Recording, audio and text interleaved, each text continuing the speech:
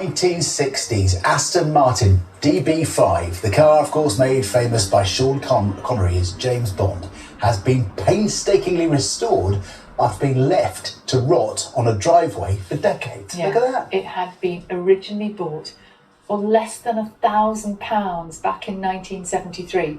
It's now been valued at around £1 million. Matthew Richards has the story. You'll be using this Aston Martin DB5 modifications.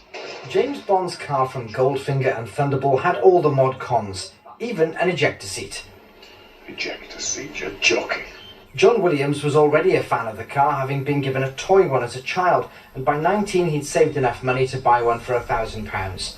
But after he got a job overseas at the end of the 1970s, John's DB5 went into storage and then sat on the drive, exposed to the elements and local children. The neighbours' kids just come round to play and they used to bounce on the bonnet and we used to tell them off, and then one was jumping on the roof thinking, does it work? Because he's seen the Bond film and they thought it was going to come up.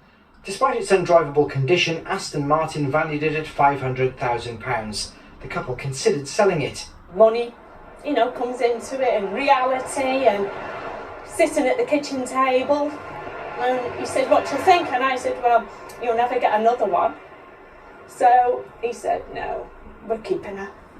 And then you make ends meet, you just do things, and yeah. So we've been able to keep her, and I'm proud of the fact we've been able to keep her. Since then, the Williams have saved and sacrificed to raise £400,000 for the restoration. Mouse nest. Aston Martin technicians began by removing years of debris from the vehicle before a painstaking rebuild. Probably one of the most complicated restorations we've done for many, many years. And we've tried to preserve as much of the original car as we can, only replacing what really needed to be replaced.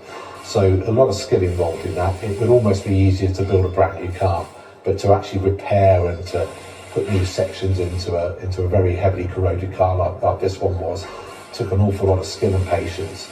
The big reveal left John and Susan stunned. Oh, look at that. It's perfect. It is, isn't it? It's really perfect. It's taken thousands of hours over the last 3 years to turn the clock back on John's car. It's been 45 years since he last drove it, but the memories came roaring back as his dream was finally realised. Wow. I've never been in it before. You happy? Oh, more than happy, ecstatic. After all these years? Yeah. That was your first powered drive. Brilliant. I was apprehensive at first because it's so long since I've driven it.